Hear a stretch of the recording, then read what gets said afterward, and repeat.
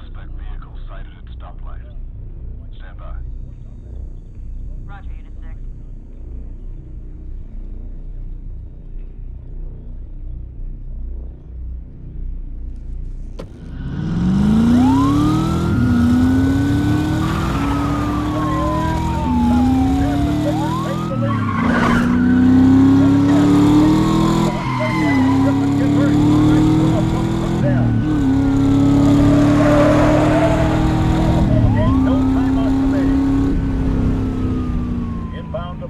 Takes a rush shot. Blocked by Griffin. It's not going to go. Griffin gets the rebound. Time winding down.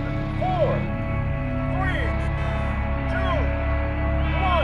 The Los Angeles Clippers win the ball game. Pandemonium here at Staples Center. 19,000. Singular celebration out into the streets of Los Angeles tonight. Super Nation has reached within.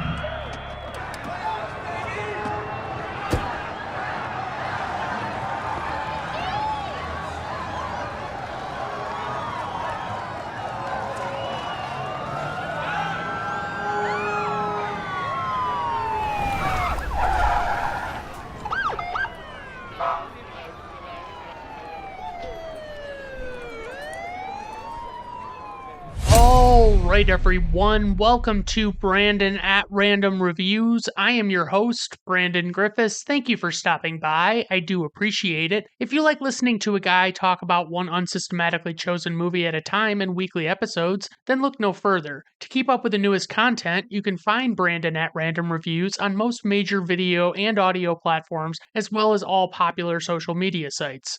If you enjoy this, please like and subscribe. Today's movie is Drive, released on September 16th, 2011, based on the novel of the same name by James Salas, directed by Nicholas Winding Refn. Don't know.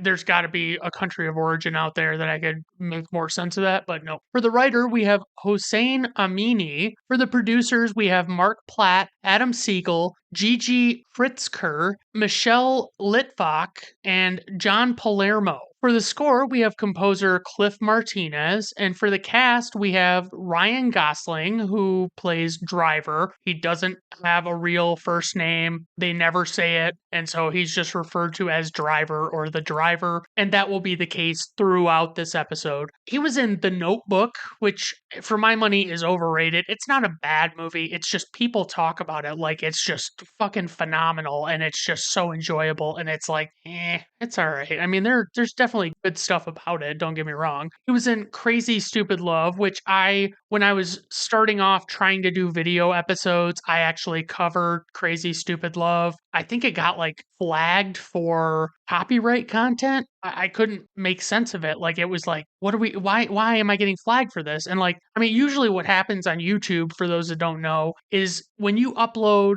a video that has copyrighted content, almost always it will flag the content and notify you that, hey, this is protected content. It'll usually just say something like the creator or the owner of this content allows it to be used in this way, and that's that. But like, I think maybe I didn't recognize that early on because I hadn't run into it before. But I love Crazy Stupid Love, and I have a video on it, and I don't know if it's on my YouTube page nowadays or not. So anyway, he was also in The Big Short, which is like a fucking great movie. I really enjoy it. I've heard people badmouth it and they say they don't care for it. I think it's got everything I could possibly want in like a almost biographical story, but it's really just a true story.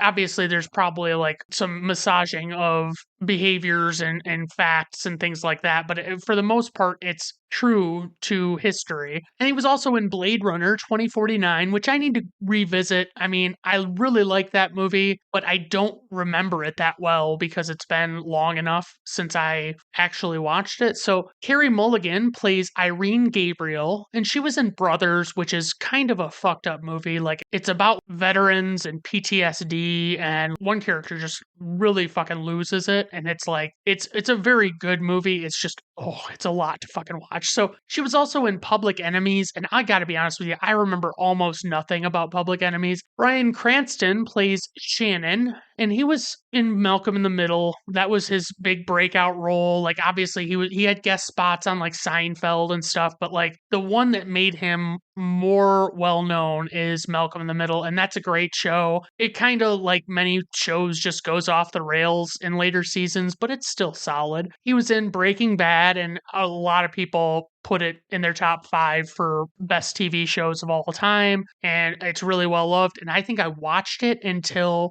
almost the final season. I think maybe I was watching it on streaming while it was still on the air, and I couldn't watch past the point that I had gotten at the end of the prior season that was on streaming, and it was like, so I couldn't fucking advance anymore in it, and it kind of was disappointing. So I never went back and finished watching it, but I liked what I watched.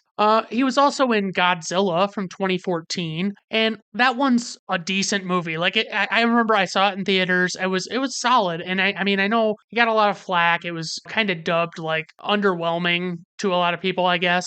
Then we have Albert Brooks, who plays Bernie Rose, and he was in Taxi Driver, another one I've mentioned before I need to go back and revisit. Then we have Oscar Isaac, who plays Standard Gabriel, and he was in Ex Machina, previously covered on this podcast. He was in the Star Wars sequel trilogy as Poe Dameron, and that is the most recent trilogy, the one that, my God, I mean, it was just at best disappointing as a whole. Like, the first one was basically a rehashing of the first Star Wars movie, and then the rest of them either sucked or sucked really bad. So I didn't mind them, but they weren't anything to get excited about. He was also in X-Men Apocalypse, and I heard somewhere that he actually was not aware of just how little face time he was going to get in that movie when he took the role, because he plays Apocalypse. I think the name is Apocalypse. He's CGI the whole fucking time. Christina Hendricks, who I have noted here is hot, plays Blanche, and she really rose to prominence on the show Mad Men. I feel like she's not in very much stuff. I don't think she's like all looks or something, so I mean, why not put her in more shit, you know? Then last but not least, we have Ron Perlman, who plays Nino Izzy Palozzi, and he was in the Hellboy movies. Now, the Hellboy movies were not bad, but I also was not that into them. They're like the quintessential, I want to have a movie on, but I want to pay zero attention to it, and I don't want it to be something I'm going to be upset if I miss something. Those Hellboy movies are perfect for that. And he was in Sons of Anarchy, and that was, from what I gather, a good show. I've never seen a single episode. For casting notes, Hugh Jackman was originally considered for the role of Driver. Tagline is, "There are no clean getaways," which is actually the same as No Country for Old Men, which was previously covered on this podcast. And that tagline really did suit both of these movies. So I gotta say, if they're gonna reuse a tagline, I'm all for it if it makes sense. For the plot synopsis, a stunt driver and part-time mechanic begins falling for a woman in his building and gets embroiled in a criminal operation when her husband gets out of prison. Alright guys, let's just dive right into the plot of this fucking movie. So Driver is talking to some client on the phone and is clearly explaining how he operates and what he tolerates from the people he works with. He goes to meet with a guy named Shannon at an auto shop, and Shannon sets him up with a Chevy Impala so that Driver won't stand out for this job he's going to do. So as he drives to a new location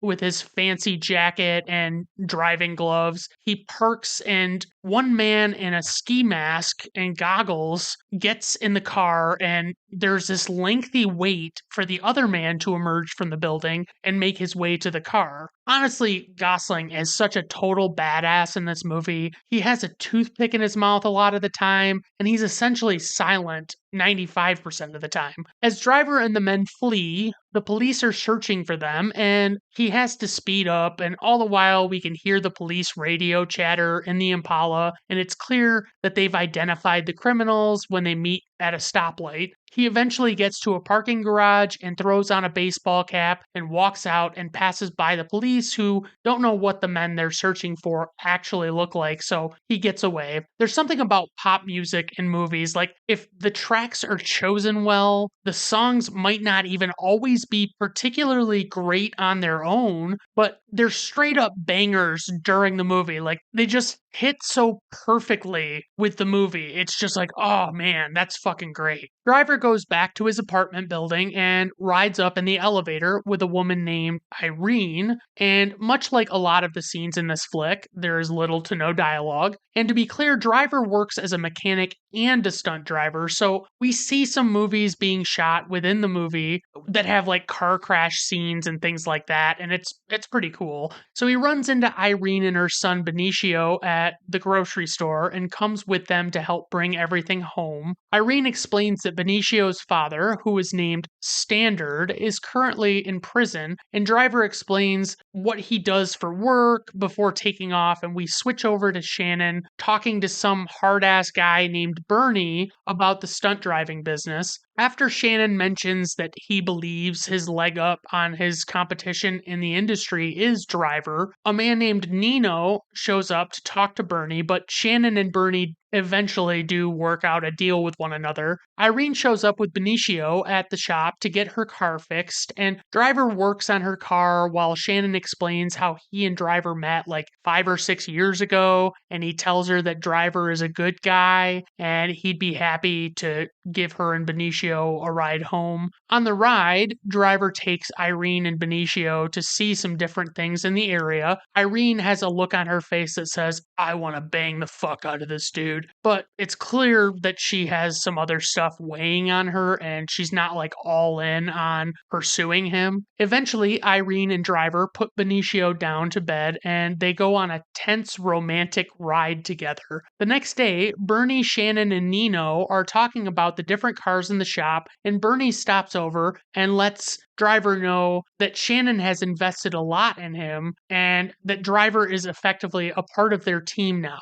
Driver is spending more time with Benicio and Irene at their apartment, and she gets a call from her husband, Standard's lawyer, who tells her that Standard is coming home in a week. I just wanted to not mention the name Standard, but what the actual fuck kind of name is that? Like, is that like actually a common name, or was it invented for this movie, or what? I mean, it sounds ridiculous. So they have a get together at the apartment, and Oscar Isaac is such a fucking talent, honestly, and he does amazing work and comes off very intimidating in this movie. They're just having like a homecoming party of sorts. Driver obviously didn't come to the party and sits at home, and when he goes to leave, Irene is sitting on the floor in the hall, and they make small talk for a bit, and shortly thereafter, Standard comes into the hall with Benicio and passive-aggressively talks to Driver about how he appreciates him helping out, and it's very apparent that he doesn't like Driver and probably views him as some sort of threat. So one night, Driver happens upon a scene in a parking garage where Standard is battered and bloodied, laying on the ground after having been assaulted by an Albanian gangster named Chris Cook, to whom Standard owes protection money. Driver asks him about what's going on, and Standard explains that to give Cook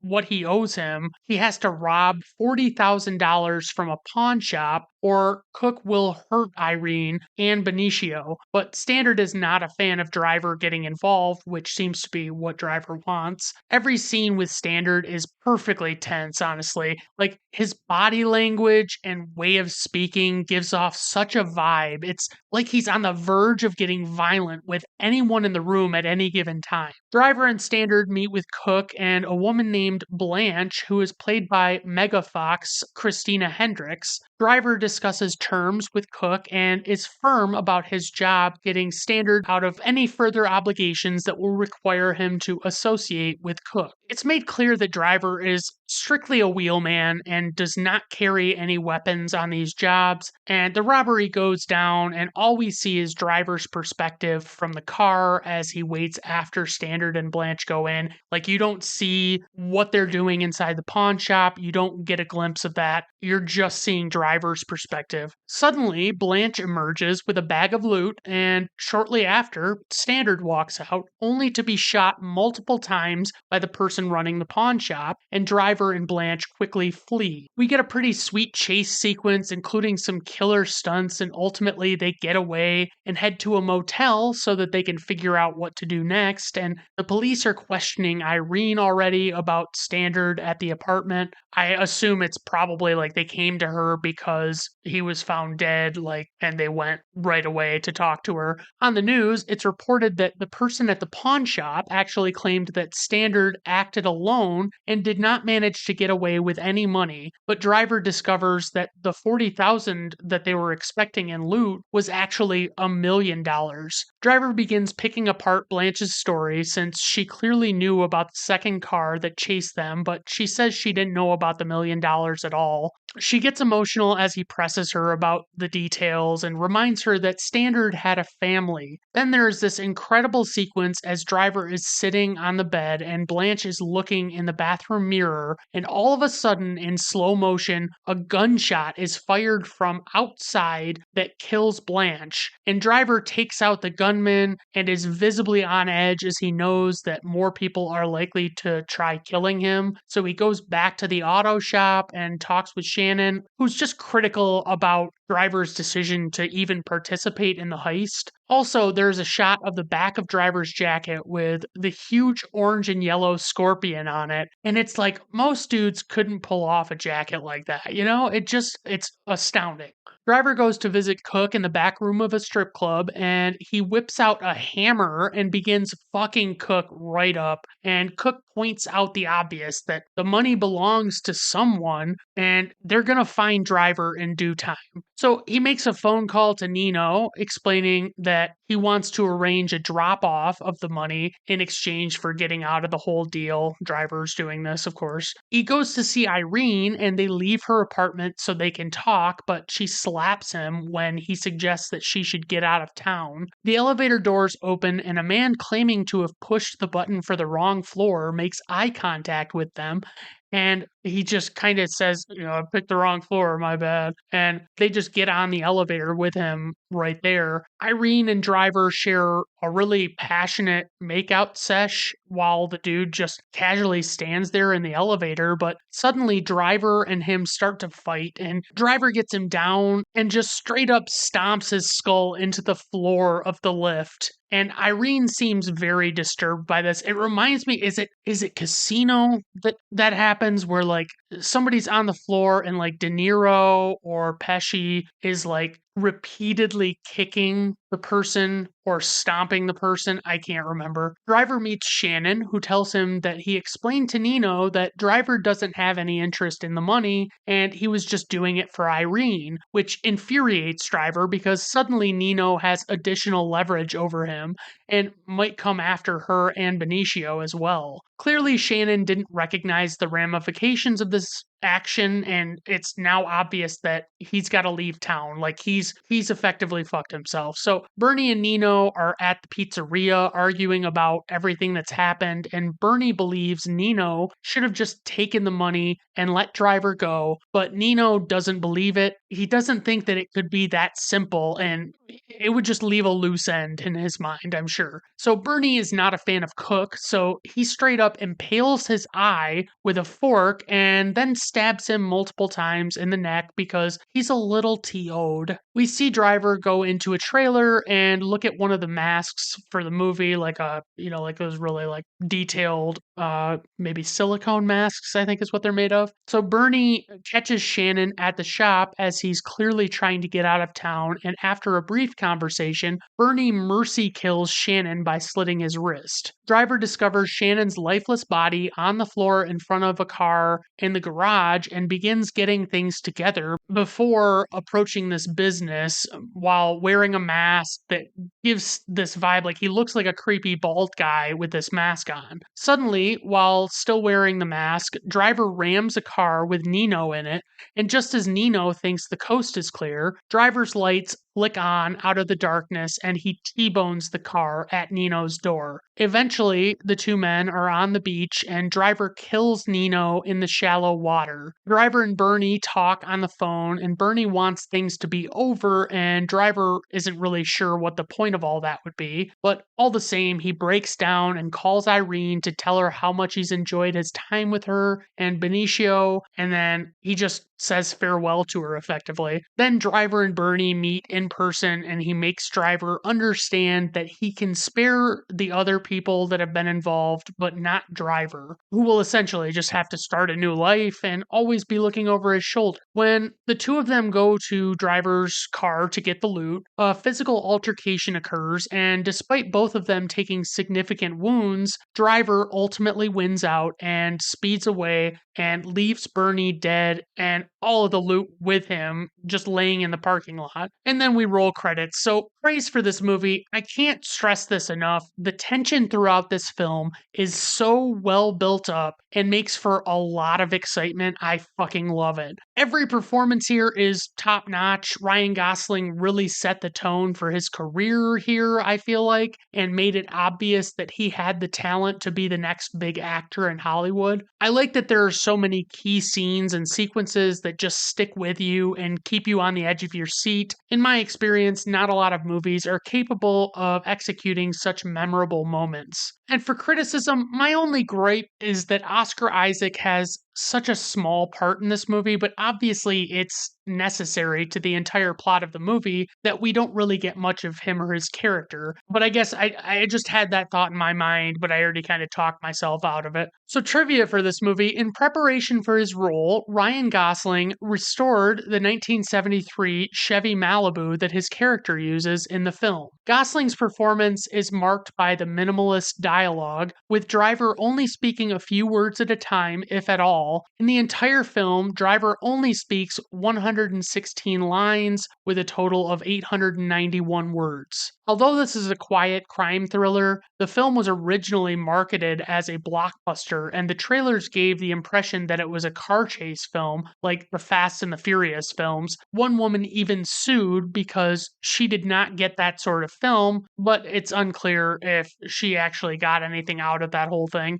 Ultimately, the film was relabeled as an independent film, and I mean, honestly, if I would have thought this movie was going to be Fast and Furious, I probably wouldn't have watched it. The Driver and Irene actually say very little to each other, primarily because Ryan Gosling and Carey Mulligan felt their scenes should be more focused on the mood and refused to say many of the scripted lines. Mulligan summarized making the film as staring longingly at Ryan Gosling for hours each day. Despite the driving storyline, the director Nicholas Winding Refn has no interest in cars, and he doesn't have a driver's license and has failed his driver's test 8 times. After a lot of speculation from people on the possibility of a sequel or a spin-off to Drive, when asked about it in 2016, Nicholas Winding Refn said, "No, there will never be a second Drive movie. It ends too perfectly, and that's why it works." The unusual way Ryan Gosling's Driver holds the steering wheel with thumbs crooked over the outside rather than hooked inside in a more normal grip is actually the common way stunt drivers hold the wheel to avoid broken thumbs during vehicle impacts. Wow. Consistent with the director's usual visual style, wide-angle lenses were heavily used by cinematographer Newton Thomas Siegel. Handheld camera work was avoided, preferring to keep the film more grounded and authentic. He also avoided the use of computer-generated imagery, but that was mostly due to budget constraints. Although fake blood was used on the set, most of the gore effects were actually added in post-production.